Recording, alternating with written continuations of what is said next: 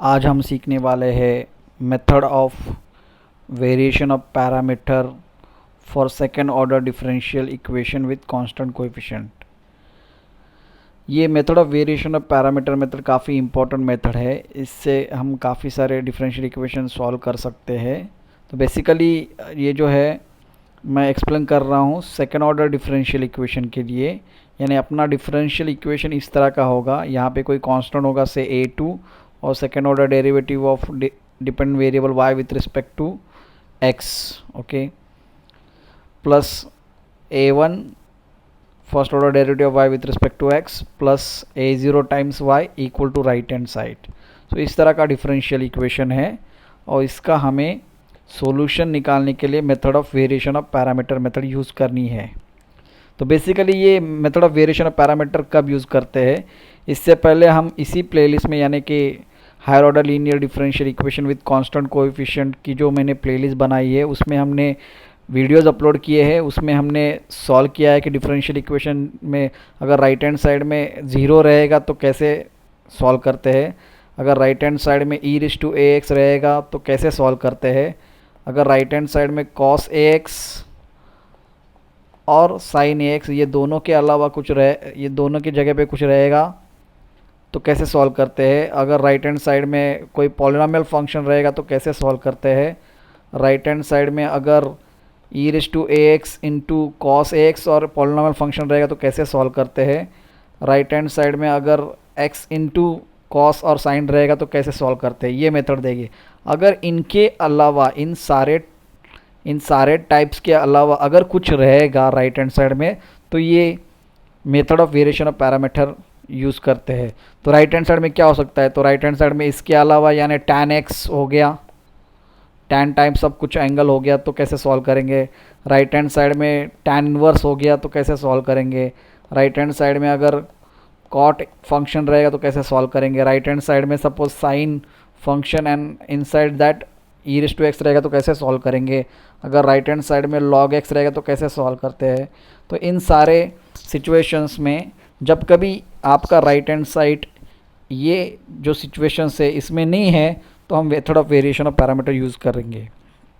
तो ये करने के लिए ये सॉल्व करने के लिए बेसिकली क्या करेंगे हम लोग, तो पहले हम लोग क्या करेंगे ऑक्सिलरी इक्वेशन कंसिडर करेंगे। ओके, ऑक्सिलरी इक्वेशन कंसिडर करेंगे तो वो इस तरह का होगा a1 a2 times D square plus a1 times d plus a0 is equal to 0। तो इसके दो रूट निकालेंगे तो इसका जो yc बनेगा, इस yc में दो सॉल्यूशन आएंगे। पहला होगा c1 के बाजू में पहले रूट के लिए, क्योंकि ये सेकेंड डिग्री इक्वेशन है तो इसके दो वैल्यूज आएंगे, d की वैल्यूज आएंगे d1 एंड d2 वैल्यूज आएंगे। तो d1 यानी d की जो पहले d1 वैल्यूज आए उसके करस्पॉन्डिंग यहाँ पे एक सॉल्यूशन लिखेंगे, उसको बोलेंगे y1।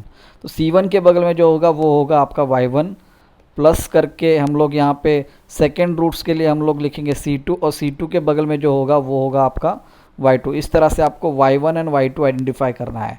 तो जो भी ऑक्सिलरी इक्वेशन के रूट से जो हम सॉल्यूशन निकालते हैं कॉम्प्लीमेंट्री फंक्शन में, उसमें जो c1 रहेगा उसके बाजू में जो रहेगा वो y1 होगा, जो c2 रहेगा उसके बाजू में जो रहेगा वो y2 रहेगा। फिर आपको निकालना है yp निकालना है। तो yp निकालने के लिए फॉर्मूला क्या है, ये v1 y1 plus v2 y2 ये फॉर्मूला है yp का।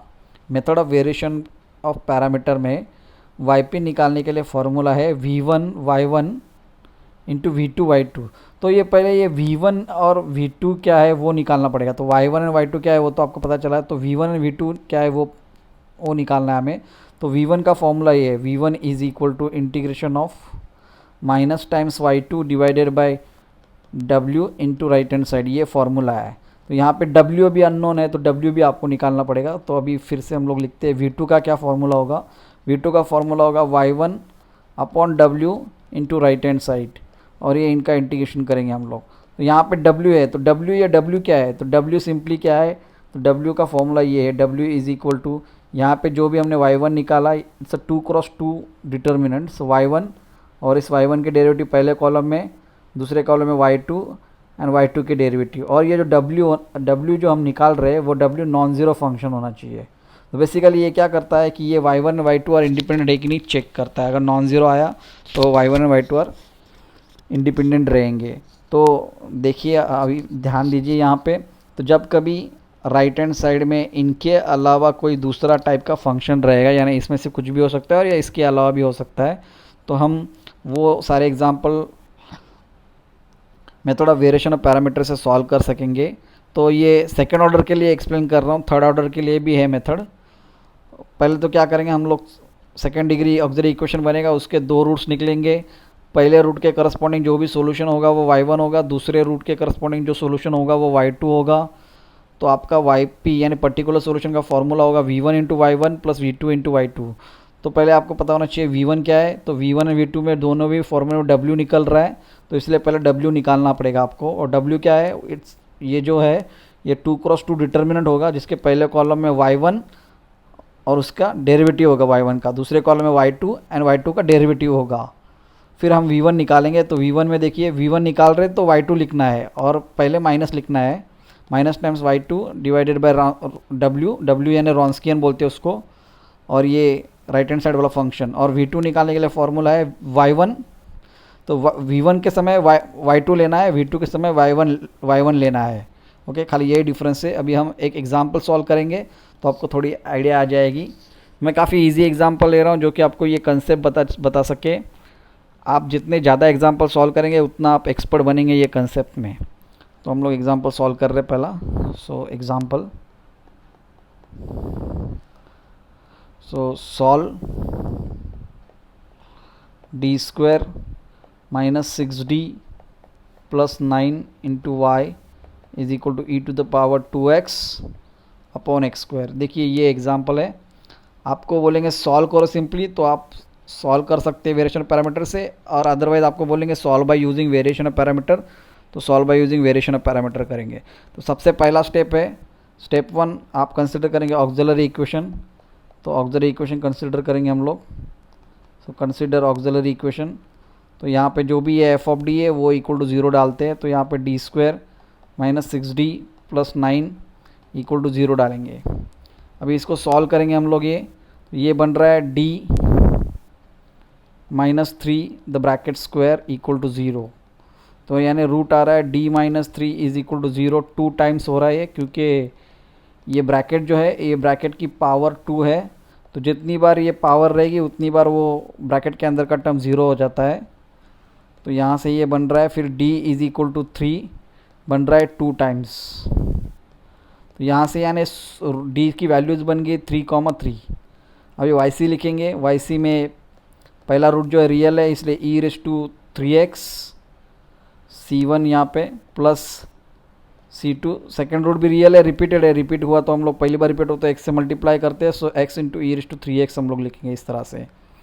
तो अभी बाद में ये हो गया yc होने के बाद आपको y1 एंड y2 आइडेंटिफाई करना है। तो ये जो c1 के बगल में होता है वो y1, c2 के बगल में होता है ये y2। तो y1 यहाँ पे हम लोग का आएगा e race to 3x, y2 जो आएगा हम लोग का यहाँ पे, तो हम यहाँ पे लेट बोलेंगे क्योंकि हम अज्यूम कर रहे हैं, क्योंकि कोई बच्चे का ये दूसरा यानी x into e raise to 3x भी y1 आ सकता है और ई रेस टू 3x y2 आ सकता है। सो वो कोई प्रॉब्लम नहीं है, वो एक्सचेंज हो सकता है। x into e raise to 3x ये हो गया हमारा y2।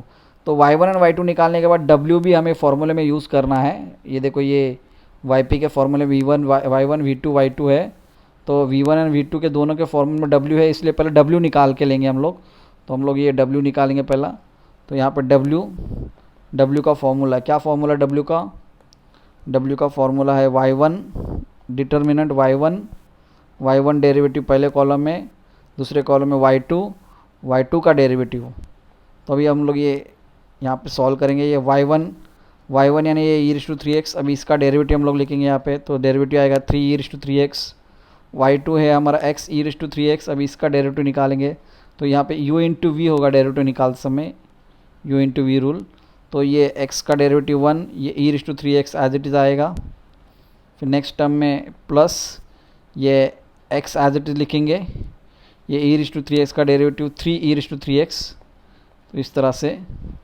और फिर अभी डिटरमिनेंट निकालेंगे तो ये दोनों का मल्टीप्लिकेशन, तो देखेंगे मल्टीप्लिकेशन करेंगे तो ये e raise to 3x into e raise to 3x plus x 3x into e raise to 3x into e raise to 3x आएगा। e⁻³ इंटू e⁻³, फिर माइनस करके ये सेकेंड टाइम ये मल्टीप्लिकेशन, सो ये आएगा 3x e⁻³ इंटू e⁻³ देखेंगे तो ये टर्म और ये टर्म दोनों सेम है, अपोजिट साइन है, वो दोनों कैंसिल हो जाएंगे, बचेगा यहाँ पे ये e⁻³ और ये e⁻³, तो वो हो जाएगा e⁻6x, और ये नॉन ज़ीरो है तो हम आगे बढ़ सकते हैं। अगर ये ज़ीरो आ गया तो हम यहाँ पे लिखेंगे कि variation of parameter method will not be applicable, okay, ऐसा हम लोग लिखेंगे। तो फिलहाल तो ये ज़ीरो नहीं है तो हम आगे बढ़ेंगे, हम लोग निकालेंगे पहले v1 निकाल समय v1 का फॉर्मूला यूज़ करेंगे। क्या फॉर्मूला v1 का, तो यहाँ पे देखिए फॉर्मूला v1 का फॉर्मूला है -y2/w into RX। So v1 integration of -y2/w into right hand side, और इसका इंटीग्रेशन निकालेंगे। तो यहाँ पे माइनस के जगह पे माइनस, y2 के जगह पे y2 की वैल्यू, तो y2 की वैल्यू हमने यहाँ पे लिखी थी, ये एग्जांपल में y2 की वैल्यू क्या थी बेटा, ये x इंटू e⁻3x, तो x इंटू e⁻3x ये y2 की वैल्यू है, डिवाइड बाय w के जगह पे w लिखेंगे, w हमने निकाला है e⁻6x है, और राइट हैंड साइड में e⁻6 w की वैल्यू, और राइट हैंड साइड में राइट हैंड साइड का फंक्शन, राइट हैंड साइड में हम लोग के पास ये है e⁻²x/x², तो हम लोग लिखेंगे ये राइट हैंड साइड में e⁻²x/x², e⁻²x/x², और ये इनका इंटीग्रेशन e⁻²x/x², ओके। पहले हम इंटीग्रेशन ये सॉल्व करेंगे अभी।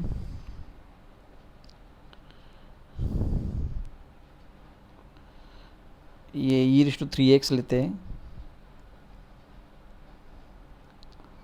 Right hand side e⁻3x/x²। सो अभी हम लोग ये कैंसिल करते हैं, e⁻3x और ये e⁻3x दोनों सेम है तो दोनों कैंसिल हो जाएंगे, ये x और x² कैंसिल हो जाएगा, तो यहाँ पे बच गया खाली -1/x dx।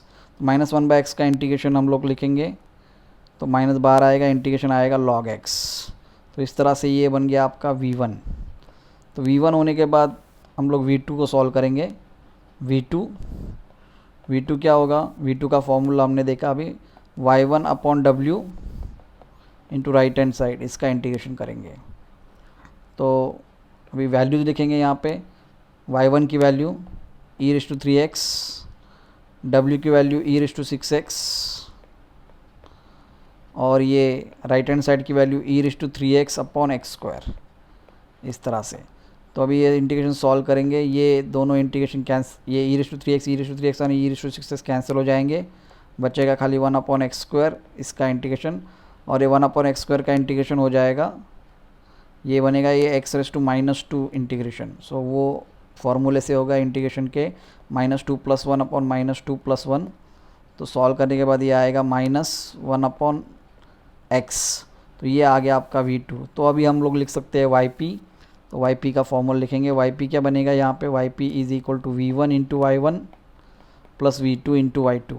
तो v1 की वैल्यू हमने निकाली है -log x, y1 की वैल्यू लिखेंगे वो है e⁻3x, प्लस v2 की वैल्यू लिखेंगे हम लोग यहाँ पे, वो निकाली है हमने -1/x, और y2 की वैल्यू हमने निकाली है वो है x इंटू e⁻3x। तो ये सॉल्व करेंगे और देखेंगे क्या आता है, सो -e⁻3x log x, और ये x कैंसिल होकर -e⁻3x आएगा, और आप ये माइनस और e⁻3x कॉमन ले सकते हैं, ये बनेगा log x + 1, तो ये हो गया आपका yp। तो हम लोग लिखेंगे yg जो कि होता है yc + yp, तो yc के नीचे yc की वैल्यू लिखेंगे वो है c1 e⁻3x, c2x e⁻3x, और yp के नीचे yp की वैल्यू वो है -टाइम्स e⁻3x log x + 1, इस तरह से हम करेंगे, ओके। अगर आपको मेरे वीडियोस अच्छे लग रहे तो मेरे चैनल को सब्सक्राइब करो एंड लाइक करो, and please share my videos, okay. और अगर आपको कोई एग्ज़ाम्पल करवाना रहेगा तो प्लीज़ कमेंट में लिखो, हम वो एग्ज़ाम्पल सॉल्व करेंगे।